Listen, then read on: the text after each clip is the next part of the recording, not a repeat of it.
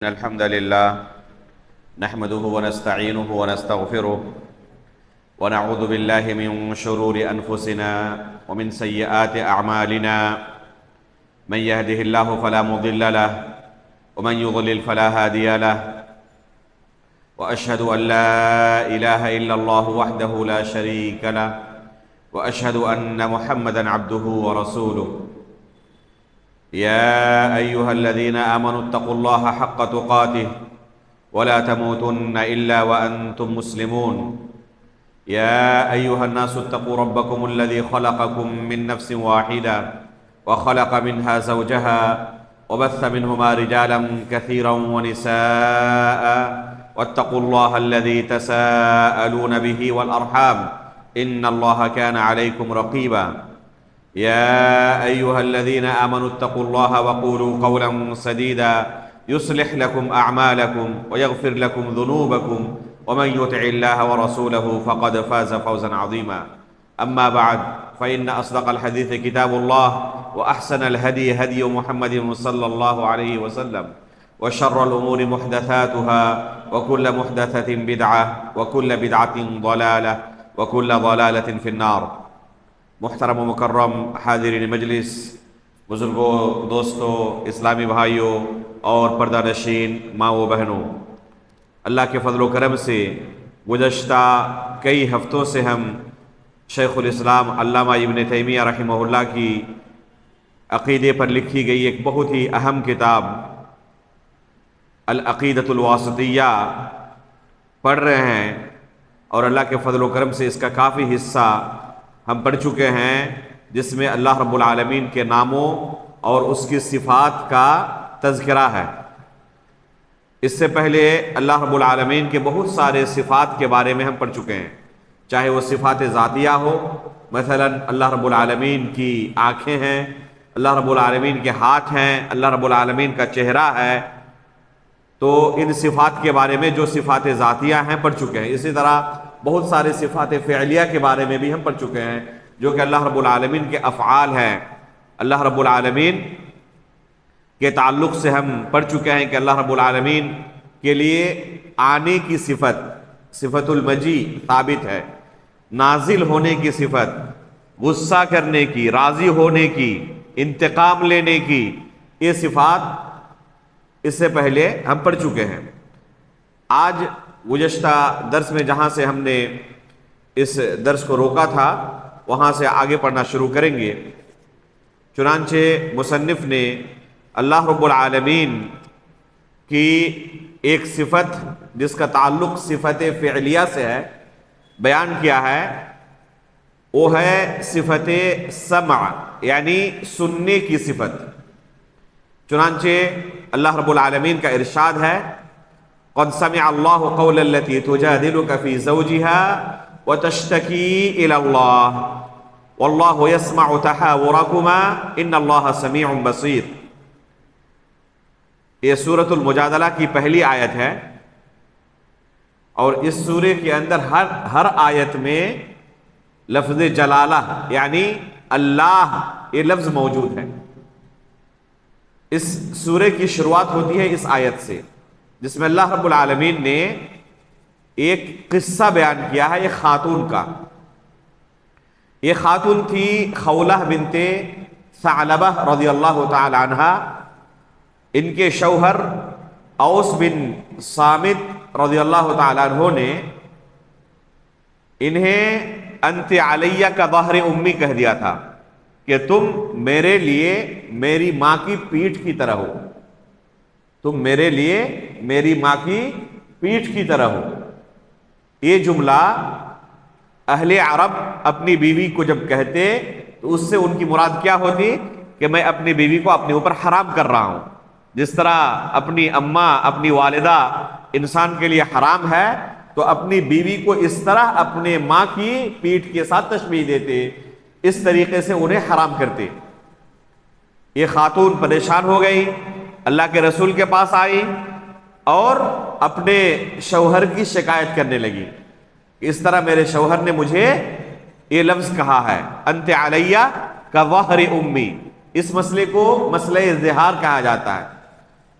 فقہ کی کتابوں میں اس مسئلے کا تفصیلی تذکرہ ہے کہ اگر کوئی شخص اپنی بیوی کو اس طرح کہہ دے تو اس سے طلاق واقع ہوتی ہے یا نہیں ہوتی، اگر ہوتی ہے تو کتنی طلاق واقع ہوتی ہے، دوبارہ واپس کر سکتا ہے نہیں کر سکتا، یہ الگ فقہی تفصیلی مسائل ہیں جو فقہ کی کتابوں میں موجود ہیں۔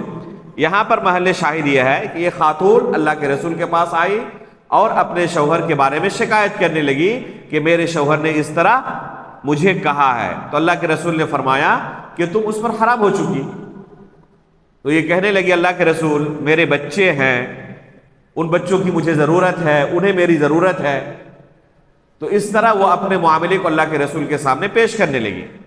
اما عائشہ رضی اللہ تعالیٰ عنہ وہی قریب میں بیٹھی ہوئی تھی اور یہ خاتون اللہ کے رسول کو اپنا دکھڑا بہت ہی دھیمے آواز میں، پست آواز میں سنا رہی تھی۔ عائشہ رضی اللہ تعالیٰ عنہ فرماتی ہیں کہ اتنے پست آواز میں باتیں کر رہی تھی کہ میں ہی ان کی باتیں سمجھ نہیں پا رہی تھی، اتنا قریب ہونے کے باوجود۔ لیکن اللہ رب العالمین جو 7ویں آسمان کے اوپر عرش کے اوپر مستوی ہے، اس نے اس خاتون کی آواز سن لی اور فوراً اللہ کے رسول پر قرآن کی آیت نازل فرمائی، قد سمع اللہ قول التي تجادلك في زوجها وتشتكي الى الله والله يسمع تحاوركما، کہ اے نبی جو عورت اپنے شوہر کے بارے میں آپ سے شکایت کر رہی ہے اور آپ سے بحث کر رہی ہے، آپ کے ساتھ لڑ رہی ہے، اللہ رب العالمین نے اس کی باتیں سن لی ہیں۔ قد سمع اللہ رب العالمین نے اس خاتون کی باتیں سن لی ہیں۔ تو یہاں پر اللہ رب العالمین کے لیے سننے کی صفت کا اثبات ہے کہ اللہ رب العالمین سنتے ہیں۔ اس سننے کا لازمی نتیجہ یا تو بسا اوقات ڈرانا اور دھمکانا ہوتا ہے یا بسا اوقات قبول کرنا ہوتا ہے، جیسے کہ اسماعیل اور ابراہیم اسحاق علیہ السلام کے تعلق سے ابراہیم علیہ السلام کا کلام اللہ تعالیٰ نے قرآن میں نقل فرمایا کہ جب اللہ رب العالمین نے ایک لمبی مدت تک دعا کے بعد ابراہیم علیہ السلام کو اسماعیل اور اسحاق کی نعمت سے نوازا، تو ابراہیم علیہ السلام نے اللہ رب العالمین کا شکریہ ادا کرتے ہوئے کیا کہا؟ الحمدللہ الذی وہب لی علی الکبر اسماعیل و اسحاق ان ربی لسمیع الدعاء، کہ اس اللہ کا شکریہ جس نے مجھے بڑھاپے کی عمر میں اسماعیل اور اسحاق کی نعمت سے نوازا۔ ان ربی لسمیع الدعاء، میرا رب دعاؤں کو سننے والا ہے۔ تو یہاں پر اللہ رب العالمین کے لیے سننے کی صفت کا اس بات ہے۔ تو یہاں پر سننے سے مراد کیا ہے؟ پہلے ہم سننے کی صفت کو ثابت کریں گے اللہ کے لیے کہ اللہ رب العالمین سنتے ہیں۔ کیسے؟ جیسے کہ اس کی شان کے لائق ہے، اس کی کیفیت ہم بیان نہیں کر سکتے، کسی مخلوق کے ساتھ تشبیہ دے کر نہیں سمجھا سکتے، کیونکہ لیس کمثلہ شیء، اس کی طرح کوئی مخلوق ہے ہی نہیں جس کی تشبیہ دے کر ہم سمجھا سکیں۔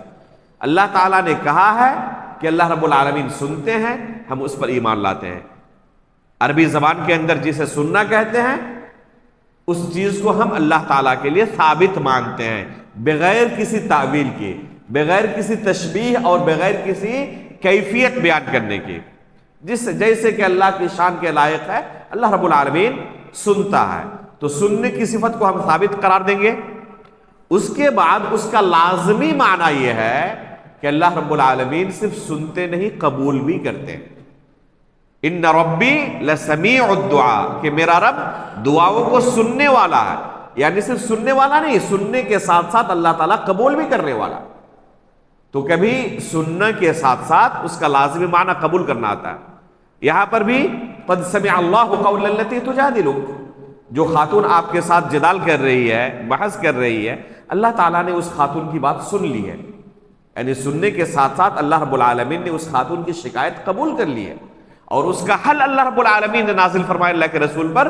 چنانچہ آگے اللہ رب العالمین نے اس زہار کے مسئلے میں تفصیلی حکم نازل فرمایا کہ اگر کوئی شخص اپنی بیوی کو اس طرح کہہ دے تو اسے کیا کرنا پڑے گا۔ تو اللہ رب العالمین نے تفصیلی حکم نازل فرمایا۔ یہاں پر اللہ رب العالمین کے لیے سننے کی صفت کا اثبات ہے۔ اللہ رب العالمین کا سننا صفت کمال ہے، جس میں ذرہ برابر بھی کوئی نقص نہیں ہے، کوئی کمی خلل عیب نہیں ہے۔ مخلوق کے اندر بھی اللہ تعالیٰ نے سننے کی طاقت دی ہے، مخلوق کو بھی اللہ رب العالمین نے اس نعمت سے نوازا ہے، لیکن مخلوق کے اندر یہ جو سننے کی صفت ہے تو اس میں حد درجہ نقص ہے، عیب ہے، خلل ہے۔ مخلوق ایک محدود پیمانے پر سن سکتا ہے، بہت اونچی آواز ہو اسے سن نہیں سکتا، بلکہ اس کی جان چلی جا سکتی ہے، بہت اونچی آواز اگر ہو جائے تو اس کے کان کے پردے پھٹ سکتے ہیں۔ ایک قوم کو اللہ رب العالمین نے اسی سخت آواز سے ہلاک و برباد کر ڈالا تھا، جس کا تذکرہ اللہ تعالیٰ نے قرآن میں کیا ہے۔ تو اونچی آواز بہت زیادہ ہو جائے تب بھی نہیں سن پائیں گے، سننے کی طاقت ہی ان کی نہیں ہے، یا بہت پست ہو تب بھی ہم سن نہیں سکتے۔ اس لیے عائشہ رضی اللہ تعالیٰ نے کیا فرماتی ہیں کہ میں قریب ہونے کے باوجود نہیں سن پا رہی تھی، کیا وہ کہہ رہی ہیں سمجھ نہیں پا رہی تھی، لیکن اللہ رب العالمین کا سننا کمال کے درجے پر ہے، جس میں کسی طرح کا کوئی نقص نہیں ہے۔ اللہ رب العالمین نے 7ویں آسمان کے اوپر سے اس خاتون کی بات سن لی۔ تو یہ ہے اللہ رب العالمین کے پاس سننے کی طاقت۔ اس لیے اس سے ہمیں کیا درس لینا چاہیے کہ ہم کوئی بھی بات اپنی زبان سے نکالیں، اللہ رب العالمین اسے سنتا ہے، اللہ رب العالمین کو اس کا علم بھی ہے۔ جب اللہ رب العالمین ہماری باتیں سنتا ہے تو ہم خود مخلوق کے سامنے ہر بات نہیں کرتے۔ اگر کوئی ہمارا باس ہو اور ہم کسی کمپنی میں کام کر رہے ہو تو اس کے عیوب کو اس کے سامنے بیان کریں گے یا اس کے کسی محبوب کے سامنے بیان کریں گے؟ ڈریں گے ہم کہ اگر سن لیں تو ہماری خیریت نہیں ہوگی، ہمیں ڈیوٹی سے نکال دیں گے، کام سے نکال دیں گے، نوکری جا سکتی ہے۔ ان کے عیوب کے تعلق سے ہم کہاں کہتے ہیں؟ جہاں ہمیں یقین ہوتا ہے کہ ان تک یہ بات نہیں پہنچے گی۔ اگر پتا ہو کہ وہ چپکے سے میری بات سن رہے ہیں تو قطعاً ان کے متعلق ہم اپنی زبان نہیں کھولتے۔ جب اللہ رب العالمین سے کوئی چیز مخفی نہیں ہے، جتنی بھی پست آواز میں ہم اللہ کے تعلق سے بات کر لیں، جو چیزیں اللہ تعالیٰ کو پسند نہیں ہیں، جن چیزوں کا کہنا اللہ رب العالمین نے حرام قرار دیا ہے، جھوٹ کہنا، غیبت کرنا، چغلی کرنا، کسی کے متعلق کوئی الزام لگانا، یہ تمام چیزیں اللہ تعالیٰ نے حرام قرار دی ہے، اللہ تعالیٰ کو پسند نہیں ہے۔ تو اللہ رب العالمین کے متعلق اگر کسی بندے کا عقیدہ یہ ہو تو ہمیشہ کوئی بات اپنی زبان سے نکالتے ہوئے محتاط رہے گا، احتیاط کے ساتھ کوئی بات کہے گا، لاپرواہ نہیں ہو جائے گا۔ اس لیے ایک مومن اپنی زبان سے کوئی بات نکالتا ہے تو سوچ سمجھ کر، بے پرواہ ہو کر نہیں، لاپرواہ ہو کر نہیں۔ اس لیے اللہ کے رسول نے کیا فرمایا؟ من کان یؤمن باللہ والیوم الآخر فلیقل خیرا او لیصمت۔ جو اللہ رب العالمین پر ایمان رکھتا ہے، یوم آخرت پر ایمان رکھتا ہے، تو یا تو خیر کی بات کہے، اچھی بات کہے جس کا نتیجہ اچھا ہونے والا ہے، یا پھر خاموش رہے۔ اگر اسے لگے کہیں پر کہ یہ بات کہنا اس مجلس میں فلاں شخص کے سامنے اس میں خیر نہیں ہے، تو اسے چاہیے کہ وہ خاموش رہے، ایسی باتیں نہ کہیں، کیونکہ انسان جو کچھ کہتا ہے فرشتے نوٹ کرتے رہتے ہیں، لکھتے رہتے ہیں، نامہ اعمال کے اندر درج ہو رہا ہے، اور یہ سب کچھ اس کے سامنے ایک دن پیش ہونے والا ہے، ظاہر ہونے والا ہے۔ اس لیے جب اللہ رب العالمین کے متعلق کسی بندی کا یہ عقیدہ ہو تو اس کا عمل بھی اسی کے مطابق ہوگا، عقیدے کا اثر عمل پر واضح طور پر محسوس ہوتا ہے، جیسا جس کا عقیدہ ہو اسی طرح اس کا عمل بھی ہوتا ہے۔ غزوہ احد کے واقعات میں امام بخاری رحمہ اللہ نے اپنی صحیح کے اندر ایک واقعہ نقل فرمایا ہے۔ ایک صحابی کچھ کھجوریں کھا رہے تھے، رسول اللہ صلی اللہ علیہ وسلم کا وہاں سے گزر ہوا، پوچھا اللہ کے رسول اگر میں لڑتے ہوئے قتل کر دیا جاؤں دشمنوں کے ہاتھوں تو میرا ٹھکانہ کیا ہوگا؟ تو اللہ کے رسول نے کہا جنت ہے۔ فوراً کھجوریں پھینکی اور کہا کہ اگر ان کھجوروں کو کھاتا رہا تو یہ زندگی بہت لمبی ہو جائے گی، کھجوروں کو کھاؤں گا، ختم کروں گا، پھر اللہ کے راستے میں شہید ہوں گا، تب جنت ملے گی، تو یہ تو بہت لمبی زندگی ہو گئی۔ جنت سامنے کھڑی ہے اور میں تاخیر کر رہا ہوں۔ فوراً کھجوروں کو پھینکا، میدان میں کود پڑے اور شہید ہو گئے۔ اگر ذرہ برابر بھی ان کے دل میں شک و شبہ ہوتا تو کیا یہ اقدام کر سکتے تھے؟ ممکن نہیں ہے کہ کوئی اپنی جان پیش کر دے، الا کہ کسی کے دل میں جس طرح دن کے بعد رات آنے والی ہے، رات کے بعد دن آنے والا ہے، یقین ہے، اسی طرح یقین اگر ہو تو یہ کام کر سکتا ہے۔ تو عقیدہ جس طرح دل میں ہو، عمل کے اندر اس عقیدے کا اثر بھی دکھلائی دیتا ہے۔ تو اللہ رب العالمین کی ان صفات کے جاننے کا کیا مقصد ہے؟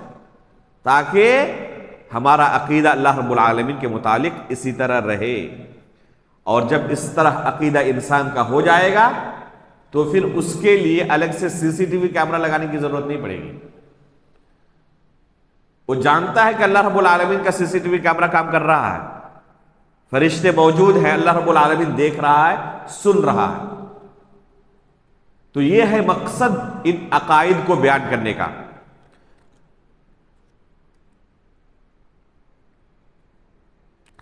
اہل بدعت اللہ رب العالمین کی اس صفت کا انکار کرتے ہیں، سنت کی صفت کا انکار کرتے ہیں، اور کہتے ہیں کہ یہاں حقیقت میں سننا مراد نہیں ہے بلکہ جاننا مراد ہے، علم مراد ہے اس سے۔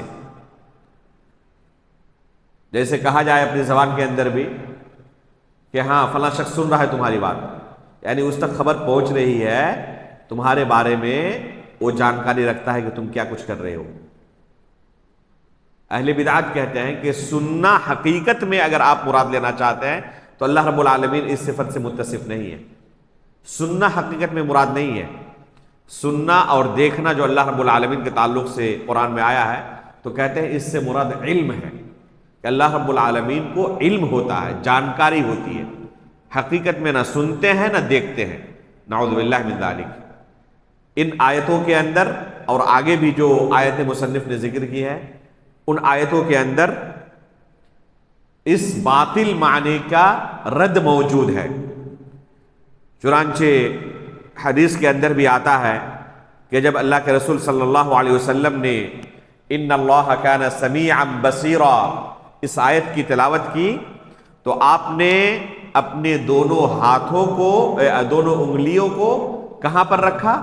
آنکھ پر اور کان پر رکھا۔ یہ دکھانا کیا مقصود ہے؟ اس سے ثابت کیا کرنا مقصود ہے؟ کہ اللہ رب العالمین کی آنکھیں ہیں، کان ہے، اور اللہ رب العالمین اپنی آنکھوں سے دیکھتا ہے، کانوں سے سنتا ہے۔ یہ ثابت کرنا مقصود ہے۔ اگر سننے اور دیکھنے سے مراد علم ہوتا، حقیقت میں سننا اور دیکھنا نہیں ہوتا، تو اللہ کے رسول آنکھ کی طرف اور کان کی طرف اشارہ کرتے یا دل کی طرف اشارہ کرتے؟ دل کی طرف اشارہ کرتے اگر علم مقصود ہوتا تو، کیونکہ انسان کس چیز سے علم حاصل کرتا ہے؟ دل سے۔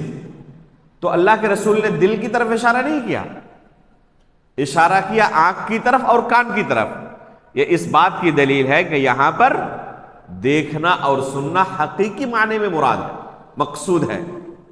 اور اس طرح کہنا کہ اللہ تعالیٰ دیکھتا نہیں، اللہ تعالیٰ سنتا نہیں، اس سے مراد علم ہے، جانکاری کا ہونا مراد ہے، تو یہ حقیقت میں تأویل ہے اور اللہ رب العالمین کے اس صفت کا انکار ہے، جو کہ کفر کے درجے تک پہنچ سکتا ہے۔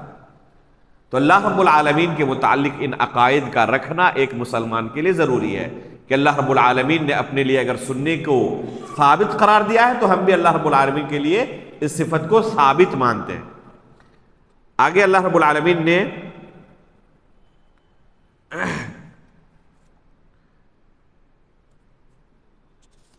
دوسری آیت میں جسے مصنف نے ذکر کیا ہے، اسی صفت کا تذکرہ کیا ہے۔ لقد سمع اللہ قول الذین قالوا ان اللہ فقیر ونحن اغنیاء. جو لوگ اللہ رب العالمین کے متعلق اس طرح بیہودگی برتتے ہیں اور اللہ رب العالمین پر اس طرح الزام لگاتے ہیں کہ اللہ رب العالمین فقیر ہے اور ہم مالدار ہیں، نعوذ باللہ من ذالک. جب اللہ رب العالمین نے آیت نازل کی من ذا الذی یقرض اللہ قرضا حسنا، کہ کون ہے جو اللہ رب العالمین کو قرض حسنا دے، تو اللہ رب العالمین اسے اس کے اجر کے اندر بڑھوتری کر دیں گے اور اسے ڈبل اجر عطا کریں گے. اللہ رب العالمین نے فی سبیل اللہ لوگوں کو خرچ کرنے پر ابھارا کہ اگر تم اللہ رب العالمین کے راستے میں دنیا میں خرچ کرو گے تو اس کا بدلہ قیامت کے دن ڈبل پاؤ گے، اس سے کہیں زیادہ پاؤ گے. تو جب اللہ رب العالمین نے آیت نازل کی من ذا الذی یقرض اللہ قرضا حسنا، کہ کون ہے جو اللہ رب العالمین کو قرض حسن دے، یعنی دنیا میں اللہ کے راستے میں خرچ کرے جس کا بدلہ قیامت کے دن وہ پائیں گے، تو اللہ کے ان دشمنوں نے کہنا شروع کیا کہ اللہ رب العالمین فقیر ہو چکا ہے، نعوذ باللہ من ذالک، اسے قرض کی ضرورت ہے، اور مالدار تو ہم ہیں، اللہ رب العالمین ہم سے طلب کر رہا ہے. تب اللہ رب العالمین نے یہ آیت نازل کی لقد سمع اللہ قول الذین قالوا ان اللہ فقیر ونحن اغنیاء، کہ اللہ رب العالمین نے ان لوگوں کا قول سن لیا ہے، ان لوگوں کی باتیں سن لی ہیں جو کہتے ہیں کہ ہم مالدار ہیں اور اللہ رب العالمین فقیر ہے. یہاں پر سننے سے مراد کیا ہے؟ سب سے پہلے ہم اللہ رب العالمین کے لیے سننے کی صفت کو ثابت قرار دیں گے، اور اس کے بعد کہیں گے کہ اس کا لازمی نتیجہ یہ ہے کہ اللہ رب العالمین ان کی پکڑ بھی کریں گے.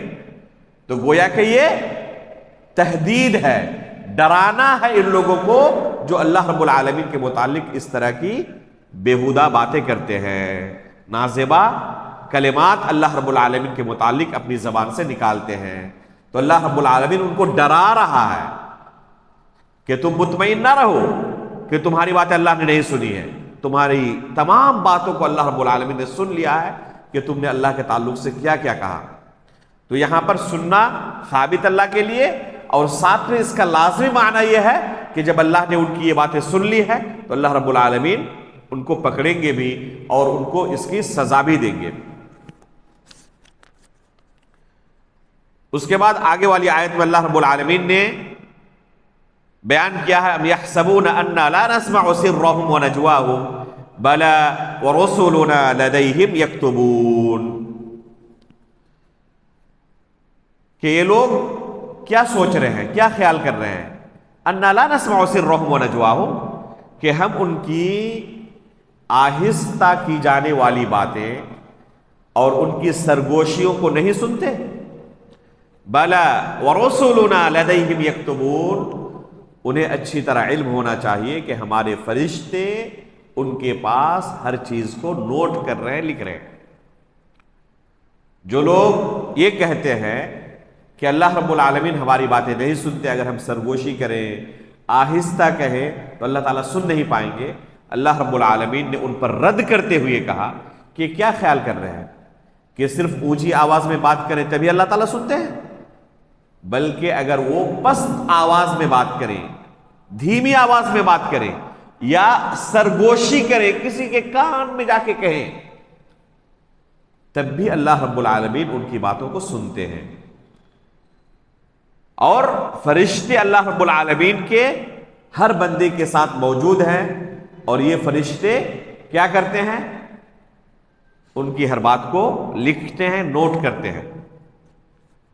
اسی کو اللہ رب العالمین نے سورہ قاف کے اندر بیان کیا وَنَحْنُ أَقْرَبُ إِلَيْهِ مِنْ حَبْلِ الْوَرِيدِ إِذْ يَتَلَقَّى الْمُتَلَقِّيَانِ عَنِ الْيَمِينِ وَعَنِ الشِّمَالِ قَعِيدٌ مَا يَلْفِظُ مِنْ قَوْلٍ إِلَّا لَدَيْهِ رَقِيبٌ عَتِيدٌ، کہ ہم اس کے شہ رگ سے بھی زیادہ قریب ہیں. دو فرشتے ایک دائیں ایک بائیں موجود ہیں جن کا نام کیا ہے؟ رقیب اور عتید ہے. یہ کیا کرتے ہیں؟ کوئی بھی بندہ زبان سے نکالتا ہے ایک لفظ بھی، ما یلفظ من قول الا لدیہ رقیب عتید، کوئی لفظ بھی اگر نکالتا ہے تو یہ رقیب و عتید فرشتے جو ایک دائیں ہیں ایک بائیں ہیں اسے نوٹ کر لیتے ہیں، اسے لکھ لیتے ہیں۔ یہاں سے یہ بھی پتا چلا کہ اس آیت میں وَنَحْنُ أَقْرَبُ إِلَيْهِ مِنْ حَبْلِ الْوَرِيدِ میں اس سے مراد کون ہے؟ ہم اس کے شہ رگ سے بھی زیادہ قریب ہیں، اس سے مراد کون ہے؟ اللہ رب العالمین یا فرشتے؟ جی کیا سنا آپ لوگوں نے اب تک اس آیت کے بارے میں؟ بہت سارے لوگ اس آیت کی تفسیر کرتے ہوئے کہتے ہیں کہ اللہ رب العالمین کے بارے میں، وَنَحْنُ أَقْرَبُ إِلَيْهِ مِنْ حَبْلِ الْوَرِيدِ کس کے بارے میں؟ اللہ رب العالمین کے بارے میں۔ حالانکہ تحقیق یہ ہے کہ یہ آیت فرشتوں کے متعلق ہے، اللہ رب العالمین کے متعلق نہیں ہے۔ یہ آیت فرشتوں کے متعلق ہے، اس سے اللہ رب العالمین کا علم یا اس کی قدرت مراد نہیں ہے۔ یہ بعد ان تفسیروں کے اندر یہ معنی بیان کیا گیا ہے جن کے مصنفین کے یہاں عقیدے کا بگاڑ ہے، ان کے اوپر عقیدے کے تعلق سے منہج کے تعلق سے کلام ہے، جیسے تفسیر رازی ہے، تفسیر زمخشری ہے، کشاف ہے۔ تو ان تفاسیر پر اعتزال اور دوسرے اہم بدعتوں کا اثر ہے۔ یہ اہل سنت والجماعت کے منہج پر لکھی گئی تفسیریں نہیں ہیں۔ خصوصاً اللہ رب العالمین کی آیات اور اس کی نام اور اس کی صفات کے متعلق جو اہل سنت والجماعت کا عقیدہ اور منہج ہے، اس منہج پر یہ تفسیریں نہیں ہیں۔ تو ان تفسیروں کے اندر اس آیت کا معنی کیا کیا گیا ہے کہ اس سے اللہ رب العالمین کا علم اور اس کی قدرت مراد ہے۔ لیکن آپ تفسیر ابن کثیر اٹھائیں جو کہ خالص سلفی تفسیر ہے، اہل سنت والجماعت کے عقیدے کے اوپر، حافظ ابن کثیر رحمہ اللہ نے اس آیت کی تفسیر میں کیا بیان کیا ہے کہ اس سے مراد فرشتے ہیں۔ اس سے مراد کون ہے؟ فرشتے ہیں، کہ فرشتوں کے متعلق اللہ رب العالمین بیان کر رہے ہیں کہ ہم اس کے شہ رگ سے بھی زیادہ قریب ہیں۔ اور آیت کا پورا سیاق اس کی تائید بھی کر رہا ہے، وَنَحْنُ أَقْرَبُ إِلَيْهِ مِنْ حَبْلِ الْوَرِيدِ۔ فوراً اللہ تعالیٰ نے آگے کیا کہا؟ إِذْ يَتَلَقَّى الْمُتَلَقِّيَانِ عَنِ الْيَمِينِ وَعَنِ الشِّمَالِ قَعِيدٌ۔ دو فرشتے تلقی کرنے والے، حاصل کرنے والے، ایک دائیں ہیں ایک بائیں ہیں۔ مَا يَلْفِظُ مِنْ قَوْلٍ إِلَّا لَدَيْهِ رَقِيبٌ عَتِيدٌ، کوئی بھی زبان سے اپنی بات نکالتے ہیں تو یہ رقیب و عتید اسے نوٹ کرتے رہتے ہیں۔ تو پورا سیاق بھی اس بات پر دلالت کرتا ہے کہ یہاں فرشتے مراد ہیں۔ شیخ الاسلام علامہ ابن تیمیہ رحمہ اللہ نے بھی اس آیت کی تفسیر میں یہی کہا ہے کہ اس سے مراد فرشتے ہیں، اللہ رب العالمین نہیں ہے۔ علامہ ابن قیم رحمہ اللہ نے الصواعق المرسلہ کے اندر لمبی بحث کی ہے اور بے شمار دلائل سے سلف کا موقف ثابت کیا ہے کہ اس آیت سے مراد فرشتے ہیں، اللہ رب العالمین نہیں ہے۔ اگر کسی کو پڑھنا ہو تو امام موصلی نے جو الصواعق المرسلہ کا اختصار کیا ہے اس اختصار کو پڑھیں، تمام دلائل آپ کو مل جائیں گے۔ شیخ ابن عثیمین رحمہ اللہ نے بھی اپنے کئی دروس کے اندر اس آیت کی تفسیر کرتے ہوئے اس پر تنبیہ کی ہے کہ بہت سارے لوگ اس آیت سے یہ سمجھتے ہیں کہ اس سے مراد اللہ رب العالمین ہے، اور اللہ رب العالمین کے متعلق کہتے ہیں کہ اللہ رب العالمین ان کے شہ رگ سے زیادہ قریب ہے۔ حالانکہ اس آیت میں اس چیز کا اس بات نہیں، بلکہ اس سے مراد فرشتے ہیں۔ تو یہ فرشتے اللہ رب العالمین کے حکم سے ہر چیز کو نوٹ کرتے ہیں۔ اسی کو اللہ رب العالمین نے یہاں پر کہا ام یحسبون انا لا نسمع سرهم ونجواهم، کیا یہ سوچ رہے ہیں، یہ گمان کر رہے ہیں کہ ہم ان کی آہستہ کی جانے والی باتوں کو، ان کی سرگوشیوں کو نہیں سنتے؟ بلا ورسلنا لدیہم یکتبون، ہمارے فرشتے ان کے پاس موجود ہیں اور ہر چیز کو نوٹ کرتے ہیں۔ اس کے بعد آگے والی آیت میں اللہ رب العالمین نے کہا اننی معکما اسمع و ارا، میں تم دونوں کے ساتھ ہوں۔ موسیٰ علیہ السلام اور ان کے بھائی ہارون علیہ السلام کو خطاب کرتے ہوئے اللہ تعالیٰ نے اس آیت میں فرمایا ہے کہ میں تم دونوں کے ساتھ ہوں، اسمع و ارا، اس میں دونوں صفت کا تذکرہ ہے، سننے کی اور دیکھنے کی۔ ابھی جو سننے کے متعلق ہم نے کہا اہل سنت والجماعت کا کیا عقیدہ ہے، یہی دیکھنے کے متعلق بھی ہم کہیں گے، اسی بات کو دہرائیں گے کہ اللہ رب العالمین دیکھتا ہے۔ دیکھنے کی صفت اللہ رب العالمین کے لیے ثابت ہے، کیسے دیکھتا ہے ہم اس کی کیفیت بیان نہیں کر سکتے۔ اللہ رب العالمین نے اس کیفیت کو بیان نہیں کیا ہے، اس لیے ہم کیفیت بیان نہیں کر سکتے، نہ کسی مخلوق کے ساتھ تشبیہ دے کر سمجھا سکتے ہیں۔ دیکھتا ہے جیسے کہ اس کے شان کے لائق ہے، اس کا دیکھنا کمال درجے کا ہے، جس میں کہیں سے کوئی نقص، عیب اور خلل نہیں ہے۔ مخلوق کو بھی اللہ تعالیٰ نے دیکھنے کی طاقت دی ہے، اس نعمت سے نوازا ہے، لیکن انتہائی محدود پیمانے پر۔ انسان کتنا دیکھ سکتا ہے یا کوئی دوسری مخلوق کتنا دیکھ سکتی ہے؟ جو اللہ رب العالمین نے اسے محدود طاقت دی ہے۔ الو رات کو دیکھ سکتا ہے، دن کو نہیں۔ تاریکی میں دیکھنے کی اللہ نے اسے طاقت دی، دن کو اندھا ہو جاتا ہے، دیکھ نہیں پاتا وہ۔ ہم انسانوں کو اللہ رب العالمین نے اجالے کے اندر دیکھنے کی طاقت دی، اندھیرا ہو جائے تو کچھ نہیں دیکھ پاتے ہم۔ بہت سارے مخلوق ایسے ہیں جو سمندر کی تہوں میں جہاں سخت اندھیرا ہوتا ہے وہاں پر دیکھتے ہیں۔ اگر ان کو اوپر نکال لیا جائے تو مر جائیں گے، زندہ تک نہیں رہ پائیں گے۔ کتنی مخلوقات زمین کے اندر موجود ہے، جہاں ہم ابھی بیٹھے ہوئے ہیں، اس کے نیچے کتنی مخلوقات اللہ رب العالمین نے رکھی ہے۔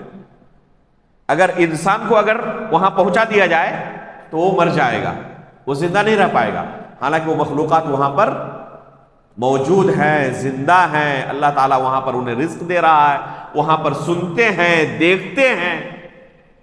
تو خود مخلوق کے دیکھنے میں کتنا فرق ہے۔ ایک مخلوق کا دوسرے مخلوق پر ہم قیاس کر سکتے ہیں؟ جب ایک مخلوق کا دوسرے مخلوق پر قیاس نہیں کر سکتے تو خالق کا مخلوق کے اوپر قیاس کرنا یہ عقل کے مطابق ہے، یہ انصاف کا تقاضا ہے۔ اس لیے مخلوق کے ساتھ خالق کی تشبیہ دینا یہ ایک کفریہ عقیدہ ہے۔ من شبہ اللہ بخلقہ فقد کفر۔ سلف صالحین کہا کرتے تھے کہ اگر کوئی اللہ رب العالمین کو اس کی مخلوق کے ساتھ تشبیہ دے تو کافر ہو جائے گا وہ۔ تو ہم اللہ رب العالمین کے لیے دیکھنے کی صفت کو ثابت مانتے ہیں، لیکن اس کی کیفیت بیان نہیں کر سکتے، کسی مخلوق کے ساتھ تشبیہ نہیں دے سکتے۔ اللہ تعالیٰ دیکھتے ہیں جیسے کہ اس کی شان کے لائق ہے۔ یہاں پر معکومہ کا جو لفظ کہا گیا، میں تمہارے ساتھ ہوں، تو اس معیت کا کیا معنی ہے؟ آگے مصنف نے اس تعلق سے کافی دلائل کا ذکر کیا ہے، وہاں پر تفصیل کے ساتھ اس مسئلے کو ہم بیان کریں گے۔ اور اسی لفظ سے اور اس طرح کی آیتوں سے اہل بدعت نے یہ عقیدہ وحدت الوجود یا عقیدت الحلول کا اس بات کیا ہے، اور کہتے ہیں کہ اللہ رب العالمین ہر جگہ موجود ہے۔ تو اس آیت کا صحیح معنی کیا ہے؟ اس طرح کی ایک نہیں بے شمار آیتیں ہیں جن کا آگے مصنف نے تفصیلا تذکرہ کیا ہے، تو وہاں پر ہم اس آیت کا صحیح معنی بیان کریں گے۔ یہاں پر دیکھنے کی صفت اور سننے کی صفت کو مصنف نے ثابت کرنے کے لیے ان دلائل کا تذکرہ کیا ہے۔ آگے فرماتے ہیں الم یعلم بان اللہ یرا، کیا وہ نہیں جانتے کہ اللہ رب العالمین انہیں دیکھ رہا ہے؟ تو یہاں پر دیکھنے کی صفت کے اثبات کے ساتھ ساتھ تہدید بھی ہے، ڈرا بھی رہا ہے کہ جب انہیں معلوم ہے کہ اللہ رب العالمین انہیں دیکھ رہا ہے، پھر بھی اس کی نافرمانی کیوں کرتے ہیں؟ چاہے انسان لوگوں کی نظر کے سامنے ہو، چاہے دروازہ بند کر لے، تنہا ہو، ہر حال میں اللہ رب العالمین اسے دیکھ رہا ہے۔ اللہ رب العالمین کی نظروں سے وہ اوجھل نہیں ہو سکتا۔ لا تخفى علیہ خافیہ، اللہ رب العالمین سے کوئی چیز مخفی نہیں رہ سکتی۔ اس کے بعد آگے کیا بیان کیا؟ الذی یراک حین تقوم وتقلبک فی الساجدین انہ هو السمیع العلیم، کہ جب تم قیام کے لیے اٹھتے ہو تو اللہ رب العالمین تمہیں دیکھتا ہے۔ اگر کوئی اللہ رب العالمین کی رضامندی کے لیے رات کے آخری پہر تہجد کے لیے اٹھتا ہے تو اللہ رب العالمین نے اپنے ان بندوں کے لیے کیا فرمایا؟ الذی یراک حین تقوم، جب تم تہجد کے لیے اٹھتے ہو تو اللہ رب العالمین تمہیں دیکھتا ہے۔ اس دیکھنے کا لازمی معنی کیا ہے؟ کہ اس کا بدلہ بھی اللہ رب العالمین تمہیں عطا کریں گے۔ وَتَقَلُّبَكَ فِي السَّاجِدِينَ، اور سجدوں میں تمہارے اٹھنے بیٹھنے کو، حرکت کرنے کو، رکوع میں جانا، سجدے میں جانا اور دوسرے اعمال کرنا، اس تقلب کو بھی اللہ رب العالمین دیکھ رہا ہے۔ تمہارے پھرنے کو، اٹھنے بیٹھنے کو، تمہاری حرکتوں کو اللہ رب العالمین نوٹ کر رہا ہے، دیکھ رہا ہے۔ انہ هو السمیع العلیم، اللہ رب العالمین سننے والا اور جاننے والا ہے۔ تو اس آیت میں بھی اللہ رب العالمین کی رؤیت کا اثبات ہے کہ اللہ رب العالمین دیکھتا ہے۔ اس کے بعد فرمایا وَقُلِ اعْمَلُوا فَسَيَرَى اللَّهُ عَمَلَكُمْ وَرَسُولُهُ وَالْمُؤْمِنُونَ، ان سے کہہ دو کہ یہ لوگ عمل کرتے رہیں، اللہ رب العالمین، اس کے رسول اور مؤمنین یہ تمام کے تمام تمہارے اعمال کو دیکھ رہے ہیں۔ یعنی کوئی یہ نہ سمجھے کہ میں نے کوئی عمل خفیہ طریقے سے کیا، کسی کو پتہ ہی نہیں چلا تو فائدہ کیا؟ میں نے کچھ صدقہ کیا اللہ کے راستے میں، دوسرے لوگوں کے ناموں کا اعلان ہوا، میرا نام چھوٹ گیا تو میرا تو صدقہ برباد ہو گیا، اتنا خرچ کیا اور کوئی چرچا ہی نہیں ہوا۔ میں کوئی نیک عمل کیا، کوئی میرا چرچا ہی نہیں کر رہا ہے، دوسرے لوگوں کا تذکرہ ہو رہا ہے، تو کوئی شخص یہ نہ سمجھے کہ اللہ رب العالمین سے وہ چیز مخفی رہ گئی اور اس کا یہ عمل اللہ رب العالمین کو پتہ نہیں ہے۔ اللہ رب العالمین نے ایسے لوگوں کو اور زیادہ ترغیب دلاتے ہوئے عمل کے اوپر بیان فرمایا کہ یہ لوگ عمل کرتے رہے، ان سے کہو کہ یہ عمل کرتے رہے، رکے نہ۔ اللہ رب العالمین دیکھ رہا ہے کہ وہ کیا عمل کر رہے ہیں۔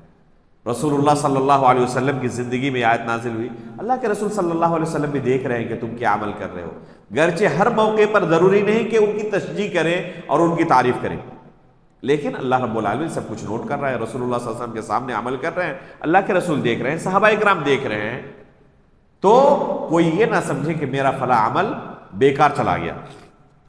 تو اس میں بھی دیکھنے کی صفت کا اثبات ہے۔ ان تمام آیات کے اندر اب تک جو گزری، تو اب تک ہم نے دو صفات کے متعلق تفصیل سے معلوم کیا کتاب و سنت کے دلائل سے کہ اللہ رب العالمین سنتا ہے اور اللہ رب العالمین دیکھتا ہے۔ اس کے بعد مصنف نے چند ایسی صفات کا تذکرہ کیا ہے جو بظاہر کسی شخص کو ایسا لگ سکتا ہے کہ یہ اللہ رب العالمین کے لیے مناسب نہیں، اسی لیے ان صفات کا حقیقت میں کیا معنی ہے، ان آیات کا سلف نے کیا معنی مراد لیا ہے، یہ جاننا ضروری ہے۔ ان میں سے پہلی آیت ہے وَهُوَ شَدِيدُ الْمِحَالِ، کہ اللہ رب العالمین کی پکڑ بہت سخت ہے۔ اسی طرح آگے اللہ تعالیٰ نے فرمایا ہے، جسے مصنف نے ذکر کیا ہے، وَمَكَرُوا وَمَكَرَ اللَّهُ وَاللَّهُ خَيْرُ الْمَاكِرِينَ، کہ ان لوگوں نے مکر کیا، ان لوگوں نے چال چلی، اور اللہ رب العالمین نے بھی چال چلی۔ یہ آیت کس بارے میں ہے؟ عیسیٰ علیہ السلام کے قتل کے بارے میں، کہ ان لوگوں نے چال چلی کہ عیسیٰ علیہ السلام کو ہم کیا کریں گے، قتل کر ڈالیں گے۔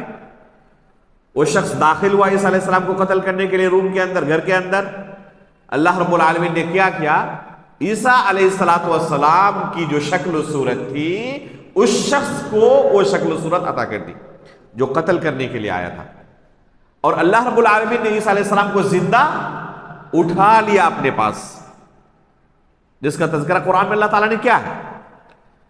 جب لوگ داخل ہوئے تو دیکھا کہ سامنے جو شکل و صورت موجود ہے کس کی ہے، عیسیٰ علیہ السلام کی۔ انہوں نے سمجھا کہ یہی عیسیٰ علیہ السلام ہے، اور اس کو انہوں نے کیا کیا، سولی دے دی۔ یہی ان کا گمان ہے کہ ہم نے عیسیٰ علیہ السلام کو مار ڈالا، حالانکہ حقیقت میں اللہ رب العالمین نے عیسیٰ علیہ السلام کو اٹھا لیا ہے۔ تو ان لوگوں نے ایک چال چلی اور اللہ رب العالمین نے ان کے چال کے اوپر چال چلی۔ اسی کا تذکرہ اللہ تعالیٰ نے اس آیت میں کیا ہے، وَمَكَرُوا وَمَكَرَ اللَّهُ وَاللَّهُ خَيْرُ الْمَاكِرِينَ، کہ ان یہود نے عیسیٰ علیہ السلام کو قتل کرنے کے لیے ایک چال چلی، اور اللہ رب العالمین نے بھی عیسیٰ علیہ السلام کو بچانے کے لیے ایک چال چلی، اور اللہ رب العالمین سے بہتر چال چلنے والا کوئی نہیں ہے، سب سے بہتر چال چلنے والا اللہ رب العالمین ہے۔ پھر آگے ایک آیت ذکر کی ہے جس میں بھی مکر کی صفت کا تذکرہ ہے، وَمَكَرُوا مَكْرًا وَمَكَرْنَا مَكْرًا وَهُمْ لَا يَشْعُرُونَ، کہ یہ لوگ ایک چال چلے اور ہم نے بھی ایک چال چلی، ہم نے بھی ایک تدبیر کی، وَهُمْ لَا يَشْعُرُونَ، لیکن انہیں ہماری تدبیر کے بارے میں، ہمارے چال کے بارے میں کوئی شعور نہیں ہے، کوئی علم نہیں ہے، کوئی جانکاری اور کوئی خبر نہیں ہے۔ اس آیت میں اللہ رب العالمین نے صالح علیہ السلام کے قتل کا ان کی قوم نے جو پلان بنایا تھا، جو انہوں نے چال چلی تھی کہ صالح علیہ السلام اور ان کی اہلیہ کو ہم قتل کریں گے، تو اللہ رب العالمین نے جس طرح عیسیٰ علیہ السلام کو بچایا نا، ابھی جس کا تذکرہ ہوا، اسی طرح صالح علیہ السلام اور ان کی اہلیہ کو ان دشمنوں کے ہاتھوں سے بچایا، جس کا تذکرہ اس آیت میں اللہ رب العالمین نے کیا ہے۔ اسی طرح آگے والی آیت میں مصنف نے ذکر کیا ہے انہم یکیدون کیدا واکید کیدا، کہ یہ لوگ چال چلنے میں لگے ہوئے ہیں، تدبیر کر رہے ہیں، پلاننگ کر رہے ہیں، واکید کیدا، اور میں بھی اپنی چال چل رہا ہوں، میں بھی تدبیر کر رہا ہوں، پلاننگ کر رہا ہوں۔ ان تمام آیت کے اندر اللہ رب العالمین کے لیے قید کی صفت، جسے آپ کہہ سکتے ہیں پلاننگ کرنا، تدبیر کرنا، چال چلنا، اسی طرح مکر کی صفت، جس کا ہم اردو میں اگر ترجمہ کریں یا اس کی تعبیر کریں تو کیا کہیں گے؟ چال چلنا، سازش کرنا، اس صفت کا اللہ رب العالمین کے تعلق سے تذکرہ آیا۔ اسی طرح وَهُوَ الشَّدِيدُ الْمِحَالِ، کہ اللہ رب العالمین سخت پکڑنے والا ہے۔ ان آیات میں اللہ رب العالمین کے لیے جس صفت کا تذکرہ ہے، چاہے وہ قید کی صفت ہو یا مکر کی صفت ہو، یہ ایسی صفت ہے جسے اللہ رب العالمین کے لیے مطلقاً ثابت کرنا جائز نہیں۔ جب بھی ثابت کرنا ہو قید کے ساتھ مقید طور پر ثابت کرنا پڑے گا، جیسے کہ اللہ تعالیٰ نے خود اپنے لیے قرآن میں مقید طور پر ثابت کیا ہے۔ اللہ تعالیٰ نے یہ نہیں کہا کہ اللہ رب العالمین چال چلنے والا ہے، بلکہ اس سے پہلے ان کی حرکت کے بارے میں بیان کیا کہ یہ لوگ اللہ رب العالمین کے ساتھ اس طرح دھوکہ بازی کر رہے تھے، اللہ رب العالمین کو دھوکہ دینے کی کوشش کر رہے تھے، جس کا اللہ رب العالمین نے انہیں بدلا دیا۔ تو یہ صفت جو ہے چال چلنے کی، تدبیر کرنے کی، پلاننگ کرنے کی، تو یہ مقابلے کے طور پر اللہ تعالیٰ نے اپنے لیے ذکر کیا ہے۔ اس لیے جب اس صفت کا تذکرہ کرنا ہو تو ہم کس طرح ذکر کریں گے؟ مقابلے کے ساتھ ذکر کریں گے۔ جب بندوں نے اس طرح اللہ کے ساتھ کیا تو اللہ تعالیٰ نے ان کے ساتھ ایسا کیا، اور مقابلے کے طور پر اگر ذکر کیا جائے تو یہ صفت مدح ہے، یہ تعریف کی صفت ہے۔ تو یہ جو صفت ہے چال چلنے کی، سازش کرنے کی، اس میں دونوں پہلو ہیں، مذمت کا بھی پہلو ہے، تعریف کا بھی پہلو ہے۔ اور اللہ رب العالمین کے لیے مذمت کو ثابت کرنا جائز نہیں، حرام ہے کہ اللہ رب العالمین کے لیے کسی مذموم چیز کو ثابت کیا جائے، ٹھیک ہے؟ تو چونکہ اس صفت کے اندر دونوں کا احتمال ہے، مذموم چیز کا بھی اور محمود چیز کا بھی، اچھی چیز کا بھی، تعریفی پہلو بھی ہے، تنقیص کا بھی پہلو ہے۔ اس لیے جب اللہ تعالیٰ کے متعلق ثابت کرنا ہو تو علی الاطلاق ہم بیان نہیں کریں گے کہ اللہ تعالیٰ چال چلنے والا ہے، اللہ تعالیٰ سازش کرنے والا ہے، اللہ رب العالمین اس طرح پلاننگ کرنے والا ہے لوگوں کے ساتھ ہی کرنے کے لیے، انتقام لینے کے لیے، بلکہ جب ذکر کرنا ہو تو اس طرح ذکر کریں گے جیسے اللہ رب العالمین نے خود اپنے لیے ذکر کیا۔ اور کیسے اللہ نے ذکر کیا ہے؟ پہلے اللہ نے لوگوں کے بارے میں بیان کیا کہ لوگوں نے اس طرح اللہ رب العالمین کو ٹھگنے کی کوشش کی، اللہ رب العالمین کے ساتھ مکر کیا، اللہ رب العالمین کے ساتھ چال چلی، سازش کیا، جس کا اللہ رب العالمین نے انہیں اس سے بہتر بدلا دیا۔ اور یہ تعریف کے قبیل سے ہے کہ کوئی شخص کسی کو بیوقوف بنانا چاہے اور اس کی ہوشیاری کی وجہ سے اسے بیوقوف نہ بنا سکے تو سامنے والے کی اس میں تعریف ہے، تنقیص ہے؟ تعریف ہے کہ آپ نے کوشش کی لیکن کامیاب نہیں ہوئی آپ، تو سامنے والے کی اس میں تعریف ہوئی۔ لیکن اس جز کو حذف کر دیا جائے اور صرف آخری جز سامنے والے کے لیے بیان کیا جائے کہ سامنے والے نے فلاں شخص کے ساتھ چال چلی، تو بظاہر کیا محسوس ہوگا کہ اس کے اندر ایک مذموم صفت ہے۔ اس لیے جب اس صفت کو بیان کرنا ہو تو ہم کس طرح بیان کریں گے؟ جیسے قرآن کا اسلوب ہے اسی اسلوب میں بیان کریں گے۔ تو یہ صفت علی الاطلاق اللہ رب العالمین کے لیے ثابت نہیں کی جائے گی. جب بھی ثابت کرنا ہو اسے قید کے ساتھ کہ لوگوں نے اس طرح کیا تب اللہ رب العالمین نے انہیں اس کا اس طرح بدلہ دیا. اور اسی طریقے سے سلف نے اس چیز کو ثابت کیا ہے. چنانچہ ان آیات کی تفسیر جا کے دیکھیں, علامہ ابن قیم رحمہ اللہ نے تفصیل کے ساتھ اس مسئلے پر بحث کی ہے اور اس کا ذکر کیا ہے معنی کہ لوگوں نے اللہ رب العالمین کے ساتھ چال چلی اور اللہ رب العالمین نے بھی چال چلی. اس کا معنی عمومی طور پر یہ ہے کہ لوگ اللہ رب العالمین کے خلاف بہت ساری کیا کرتے ہیں, معصیتیں کرتے ہیں, گناہ کرتے ہیں, گناہ پر گناہ کیے چلے جاتے ہیں اور یہ سوچ رہے ہیں کہ ہم اللہ رب العالمین کو دھوکے میں رکھے ہوئے ہیں, ہمارا کچھ اللہ رب العالمین بگاڑ نہیں پا رہا ہے. اللہ رب العالمین بھی ان کے ساتھ ایک چال چل رہا ہے اور وہ چال کیا ہے؟ وہ چال یہ ہے کہ اللہ رب العالمین ان کو ڈھیل دیا ہوا ہے, جسے عربی میں استدراج کہتے ہیں. استدراج اردو میں اگر کہنا ہو تو ہم کیا کہیں گے؟ ڈھیل دینا. تو اس ڈھیل دینے کو لوگوں نے کیا سمجھ لیا ہے کہ اللہ رب العالمین کو کوئی خبر نہیں ہے, اللہ رب العالمین نعوذ باللہ من ذالک عاجز ہے, اللہ رب العالمین کچھ بگاڑ نہیں پا رہا ان لوگوں کا, نعوذ باللہ من ذالک. بات ایسی نہیں ہے, بس بات اتنی سی ہے کہ اللہ رب العالمین ایک متعینہ مدت تک کے لیے اپنی حکمت کے تحت ان کو صرف ڈھیل دیا ہوا ہے, بس اس سے زیادہ کچھ نہیں ہے. چنانچہ حسن بصری رحمہ اللہ نے اس آیت کی تفسیر بیان کرتے ہوئے, جن کی وفات سن 110 ہجری میں ہے, جلیل القدر تابعی ہے, اس آیت کا معنی بیان کرتے ہوئے انہوں نے یہی بیان کیا. فرماتے ہیں من وسع اللہ علیہ فلا یرا انہ یمکر بہ فلا رأی لہ, کہ اگر اللہ رب العالمین نے کسی کو وسعت دی ہوئی ہے اس کی نافرمانیوں کے باوجود تو وہ بہت زیادہ خوش فہمی میں نہ رہے. یہ اللہ رب العالمین کی طرف سے اس کے لیے کیا ہے؟ بس ایک مہلت ہے متعینہ مدت کے لیے. وَهُوَ شَدِيدُ الْمِحَالِ, اور جب پکڑے گا اللہ رب العالمین تو اس کی پکڑ بہت سخت.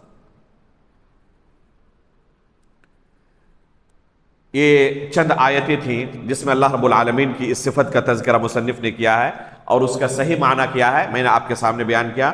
چنانچہ اگر کوئی تفصیل کے ساتھ اس مسئلے کو دیکھنا چاہے تو علامہ ابن قیم رحمہ اللہ نے الصواعق المرسلہ کے اندر اس چیز کو بہت ہی واضح انداز میں تفصیل کے ساتھ بیان کیا ہے, جس کا خلاصہ میں نے آپ کے سامنے رکھا. خلاصہ یہ ہے کہ اللہ رب العالمین کی طرف سے یہ استدراج ہے, ڈھیل ہے. تو اللہ رب العالمین کے مکر کا معنی صحیح کیا ہوگا؟ لوگوں کے مکر کا معنی کیا ہے؟ کہ لوگ غفلت میں ہیں, یہ سوچ رہے ہیں کہ ہم کامیاب ہو گئے اور ہم نے مکر کیا, چال چلی اور ہم کامیاب ہو گئے. اللہ رب العالمین نے ان کا جواب دیا کہ اللہ رب العالمین نے تمہارے ساتھ چال چل رہا ہے. اور چال چلنے کا معنی کیا ہوا؟ یعنی اللہ رب العالمین نے ان کو ڈھیل دیا ہوا ہے, ابھی ان کا مواخذہ نہیں کرتا, وقت آئے گا تو اللہ رب العالمین ان کا مواخذہ کرنے والا ہے. اس کے بعد آگے کی آیت میں انشاءاللہ اگلے ہفتے مجھ سے پڑھیں گے. اللہ رب العالمین کی صفت عفو کا یعنی معاف کر دینے کا تذکرہ ہے. اسی طرح اللہ رب العالمین کے لیے عزت کا تذکرہ ہے. اور پھر اس کے بعد ایک نیا سلسلہ شروع ہوگا صفات منفیہ کا. ابھی تک جتنی صفات گزری ہیں یہ صفات ثبوتیہ ہے, یعنی اللہ کے لیے ہم نے یہ ثابت کیا, یہ ثابت کیا, یہ ثابت کیا, کہہ رہے ہیں نا. سننے کی صفت کو ثابت کرتے ہیں, بولنے کی صفت کو ثابت کرتے ہیں جس کا تذکرہ آگے آئے گا, صفت کلام.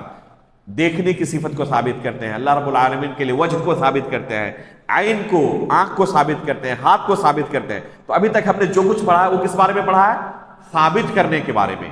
بے شمار ایسی صفات بھی اللہ رب العالمین کی قرآن کریم کے اندر, احادیث کے اندر موجود ہیں جو صفات منفیہ ہیں, جن کا اللہ رب العالمین نے اپنے متعلق کیا ہے؟ انکار کیا ہے, جس کی نفی کی ہے. جیسے لا تأخذہ سنۃ ولا نوم, آیت الکرسی کے اندر گزرا تھا کہ اللہ رب العالمین کو اونگ نہیں آتی, تو اللہ کی ایک صفت ہے نہیں. تو ان صفات کا تذکرہ جب شروع ہوگا تو ہم انکار کے ساتھ کہیں گے کہ اللہ رب العالمین کے اندر یہ صفت نہیں ہے, اللہ رب العالمین اس صفت سے پاک ہے, اللہ تعالیٰ اس صفت سے پاک ہے, اس صفت سے پاک ہے. تو ان کو صفات منفیہ کہتے ہیں.